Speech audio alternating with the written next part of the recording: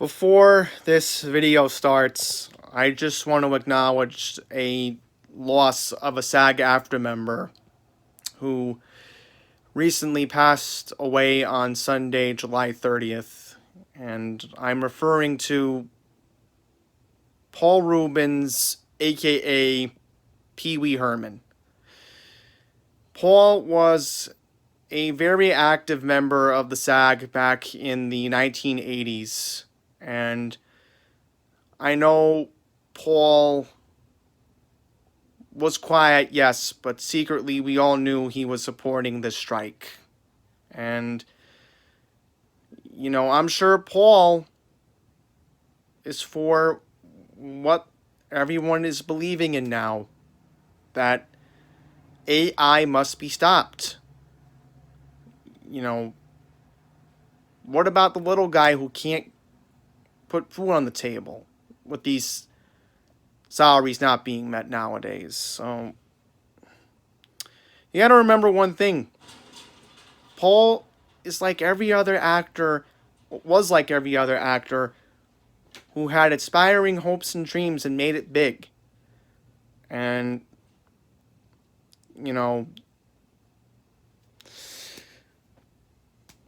Paul's legacy will always be remembered as Pee Wee. But we all know that Paul was the man who brought Pee Wee to life. And there will not be another Pee Wee Herman in our lives. He had such the voice for the character. And again, we know that he was in the union like everybody else is, and I'm sure this has taken a hard hit to the entertainment industry now that everything is still on pause at the moment until a contract can be reached. And let's please respect the Reubens' privacy at this time. I know I'm putting this out 2 days after the news came out of his passing, but not just that, but I did leave an Instagram comment on EG Daily's account letting her know that, because of Pee Wee's Big Adventure, and since I do like the movies in general, I'm a big movie guy, everybody knows that about me, I would hope that I can make it down to the Alamo one day. And, probably did what Pee Wee didn't think he was going to do. He was just looking for his bike, but somebody who loves the movies and somebody who loves American history, and given that I went through a whole high school course on the Alamo, I do hope that I get to see the Alamo one day and also think about Paul while I'm on the tour. So, rest in peace, Pee Wee Herman, Paul Reubens, and without further ado, let's now go to the footage of the SAG-AFTRA picket in New York City. Unbelievable. This is the elevator at Auburndale. And look at this. I'm already tired from walking from 201st Street because my dad doesn't want to deal with the narrow street situation here. He never wants to drop me off. I have to walk just to get, and it's so wet. It's not even funny. Unbelievable. I'm gonna have a word with those Long Island Railroad guys. Just let them know what's going on.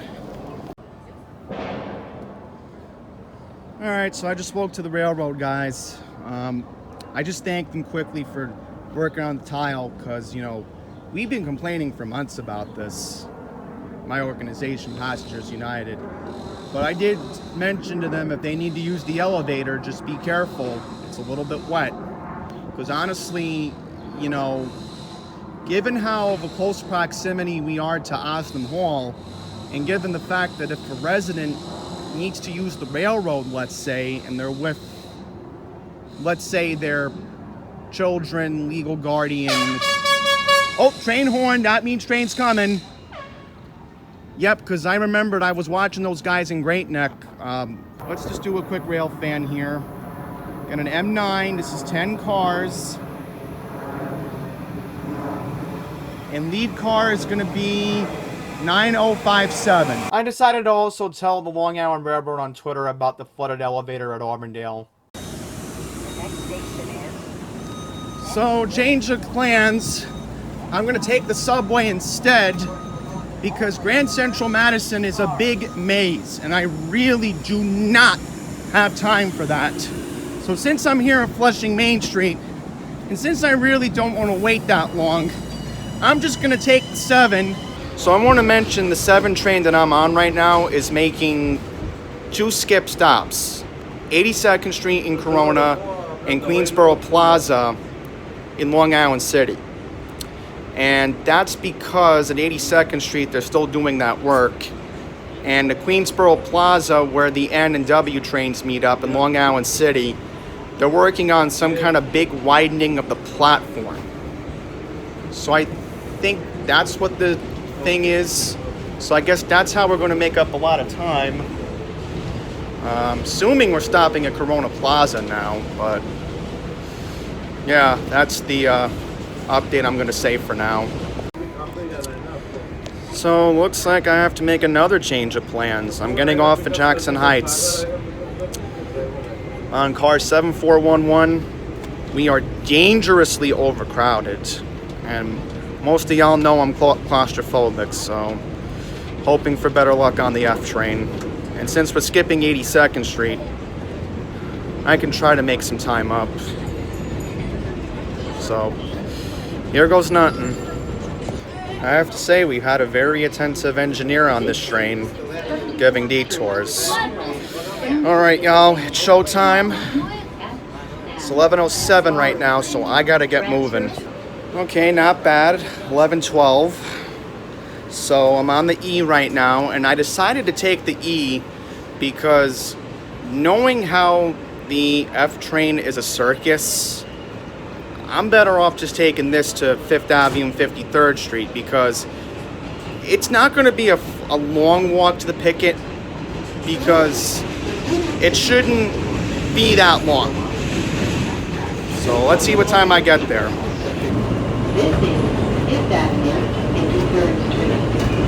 Not bad. About 10 to 15 minutes it took. Okay, so I see the SAG AFTRA tent up ahead. They should still be picketing right now. They're supposed to be picketing until 12 o'clock. So let's get over to Comcast. I could have cut across that way, but whatever, it didn't matter. At least I just made up time. I am so glad, guys. I just made it with like 25 minutes left.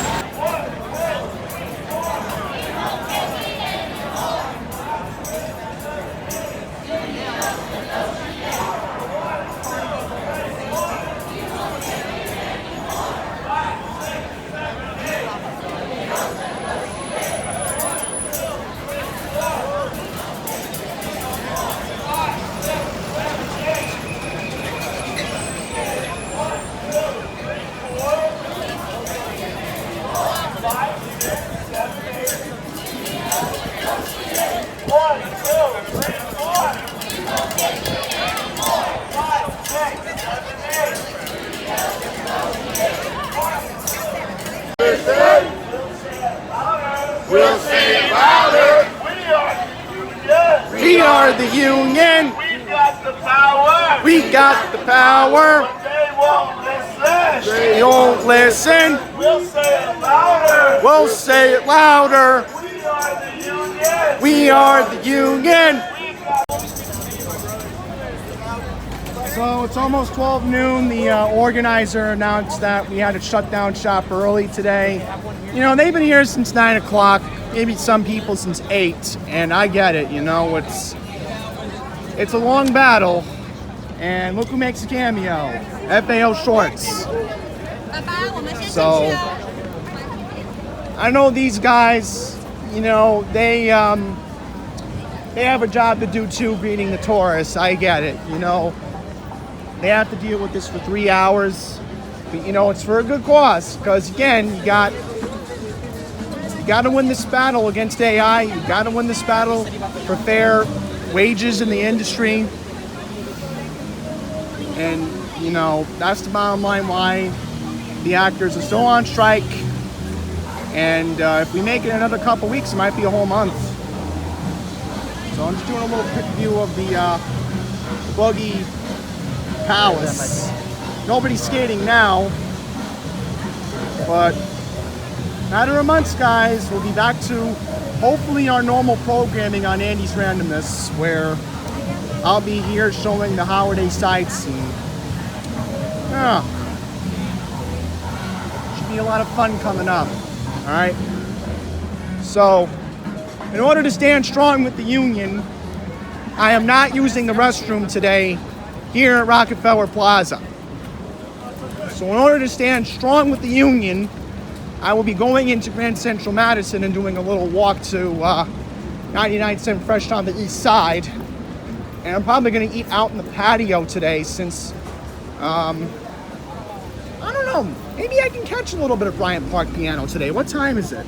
Yeah, I have a half hour. So if I can make it and enter Grand Central Madison at 48th Street, then I'll probably enjoy a little free music, and then I gotta walk back to Penn Station later and get my 217 train back to Queens, because I'll just mention, I think either Friday or Saturday, I'm going to Long Island with my parents, and only a matter of weeks till I'm back in Delmarva.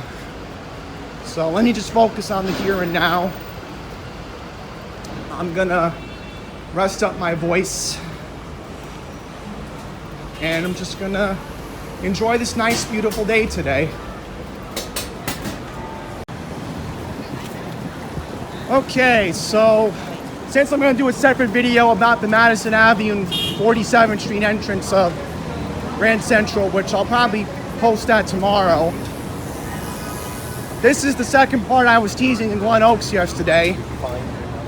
We're going to our second big news story of the day besides SAG AFTRA Picket, and that is the humanitarian crisis with the migrants at the Roosevelt Hotel. We are currently approaching the processing center, and we're going to walk back that way later for the video. But let's see, can I make the light? I don't want to wait around that long. Okay, good. Just made it. So, we're now approaching the Roosevelt, and this is a very sad situation that has transpired here at this area. And it's so sad what's happened with the situation at hand, thanks to the governor of Texas, Greg Abbott, who continues to send buses to the Port Authority still. And now we're going to approach it coming up. It's not going to get any better. From this moment on, it's downhill. There is no more room. And here is the site right here. And it's so sad seeing this. You know? We'll see. I mean, you know. It's just so unfortunate that it's come to this, you know? So they're offering free internet. They have scaffolding here, which is not going to help anyone. So we're going to approach the site in just a second. And we want to be far away from NYPD as possible while we get a couple of the angles of it. So, just walked past a couple of them, and they really do need a lot of help. They need bath. That's the first thing they need, or shower. Shower would be the right term. They need food, and, you know, Try to imagine you're coming from a bus from Texas, and I've heard this through the grapevine, that some of these migrants want to go back to Texas. They don't want to be here. You know, to think that I've heard stories of the Spanish-speaking migrants. I heard this story where this little girl last year came off a bus and was crying in Spanish that she wanted to go back to El Paso. I mean, if this doesn't tell you that this is a real humanitarian disaster, then I don't know what to say to y'all. So we're gonna cross the street and get a better view of it from that angle, from Urban Place. And, you know, want to get a picture for Instagram and just show y'all, you know, how unfortunate this situation has really become. Because at what point, again, do you realize that there's just awful evil coming from the Lone Star State? I know, it's awful to say that about Texas. I have a friend who lives in Austin, and he doesn't support this either, believe me. I know he's watching. But just imagine what these people have to go through. I think the police aren't going to let us go into this other area, so let's see. Can we get a quick view this way? I think we can. Okay. I think we can go through here. Okay. So look at this, guys. This is the situation at hand. You know, we're just walking through. We're walking through right now, and these people have to sleep out in the street. They have to, you know, they have to deal with the harsh conditions of not knowing where their next meal is going to come from. Not knowing, first of all, where they're going to get a bottle of water. How about that for a first thing? Yeah, here's a couple of staff. I'm not going to show the face, but... And look, they got a bus here. So... looks like we're done looking at the situation. And, you know, they do smell. I know. I mean, this is not a way to treat human beings, is what I'm saying. And I know, again, it's complicated. They're not supposed to be in the country. Okay, I get it. But as I've been saying to a lot of people away from YouTube, it's like, look, what are you gonna do when we're completely overwhelmed? I think we are completely overwhelmed, and until this situation gets fixed, then, you know what? I'm just gonna say this right now. Kathy Hochul, you're evil too, for not declaring a state of emergency, because that's the only way the president's gonna help us out. She went on to say that allowing migrants to get back to work and faster is her priority right now, and a key factor she believes will help solve the crisis. I have been very aggressive in my approach to the White House. Just allow us to have a change instead of having to wait 180 days after asylum is applied for, and that is a long period. That's the challenge we're facing. If we can get a 30-day work authorization, even for people coming from, let's say, Venezuela, which is the primary source of people coming here, that would change everything like this. That's what we're fighting for, and we're hopefully making some progress. I can't stand here at this time and say it's successful, but they absolutely know that is what the governor of New York wants. Under President Nicolás Maduro, Venezuela has become the worst performing economy in the world. Venezuela has become the worst performing economy in the world. So you got to see it for yourselves. You got to see how bad the situation is, because at the end of the day, we all have to treat each other with compassion. And I learned that from Curtis Lewa 2 years ago. And even Curtis has been here. So I'm gonna wrap it up for this clip. Here we are outside of the Roosevelt Hotel. This is an absolute mess. What a nightmare. And it goes all around the block, and they're lined upstairs, and they seem to go right on up into the top floor of the Roosevelt Hotel. All right, guys, so I just finished the separate video I'm gonna post tomorrow.